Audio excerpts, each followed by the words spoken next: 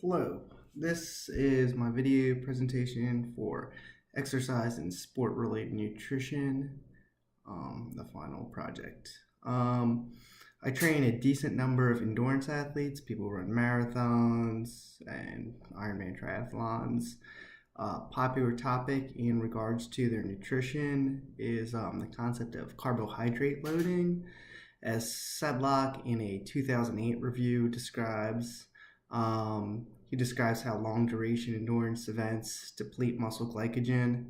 By ingesting a greater than usual amount of carbohydrates, an athlete is capable of increasing their muscle glycogen stores by 25% to 50%, which in turn may delay the onset of fatigue and subsequently improve a person's time in long distance events.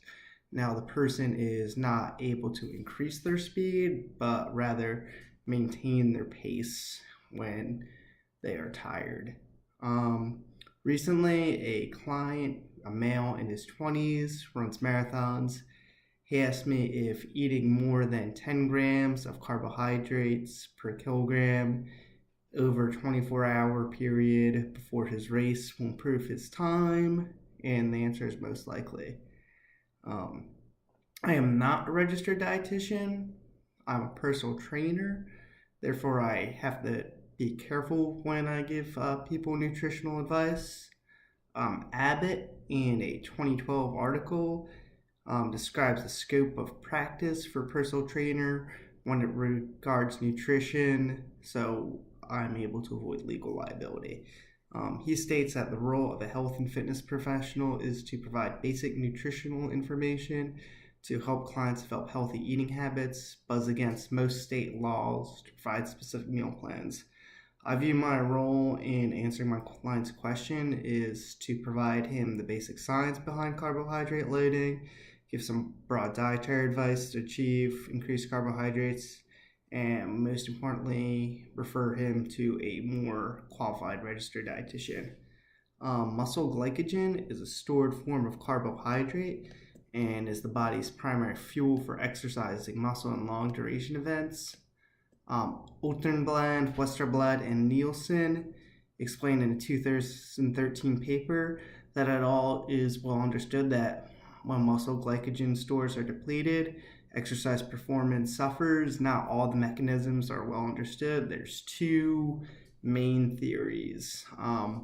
The first and older theory is that low levels of muscle glycogen lead to a decreased level of ATP regeneration, which in turn impairs muscles' contractility. This results in muscles being unable to maintain a global energy supply in the processes of muscle excitation and contraction, and lessens the muscle's ability to generate force. Another more recent theory explains that glycogen is localized. Since glycogen is localized in myofibrils, they come in contact with proteins involved in excitation, contraction, coupling, and it is involved in the calcium ion releasing from a sarcoplasmic reticulum. A decrease in muscle glycogen supply is associated with a decrease in the release of calcium ions, which in turn negatively affects the muscle's contractile ability and leads to fatigue. And for either reason, muscle glycogen depletion is a major factor in fatigue. A person is capable of storing between 310 grams of muscle glycogen, 310 grams of glycogen to 570 grams of glycogen, according to calculations presented in a 2010 article by Rappaport. The body normally does not store enough carbohydrate to complete a marathon without experiencing fatigue. Most runners begin feeling extreme fatigue effects around the 21st mile. To improve performance, it makes sense to maximize glycogen reserves to delay fatigue, and carbohydrate loading, which is increasing the amount of carbohydrates consumed in a pre-race period, is an effective way to increase glycogen stores.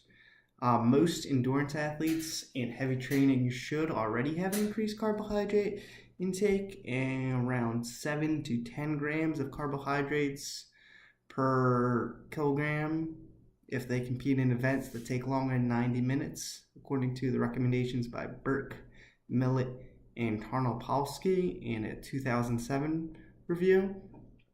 Carbohydrate does not need to be dramatically increased for short or middle distance events, as muscle glycogen stores should be sufficient. In longer distance events like marathons, triathlons, mile swims, normal muscle glycogen stores are insufficient to prevent fatigue.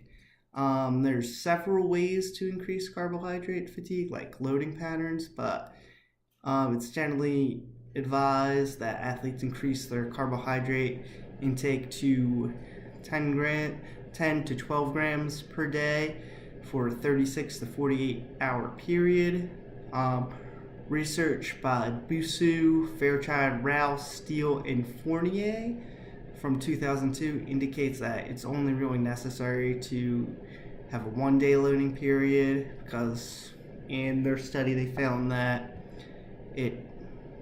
3 days and 1 day had near equal amount of supercompensation produced by in the muscle glycogen stores. Another interesting fact is the type of carbohydrate.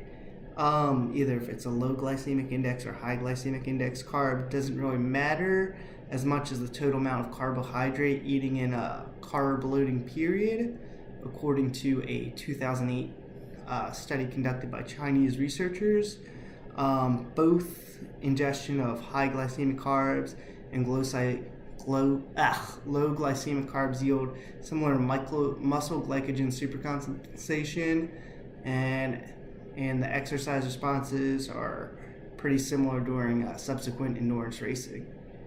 In conclusion, the client asked if increasing his carbohydrates to 10 grams per kilogram on the race day would improve his race time.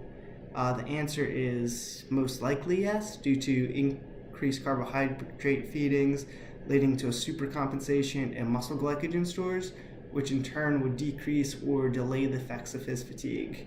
And to help him to accomplish this, I would refer him to a registered dietitian on implementation of how much to eat, when to eat, and what to eat.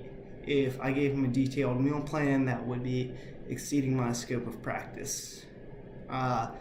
Thank you for watching, and hope you enjoyed it.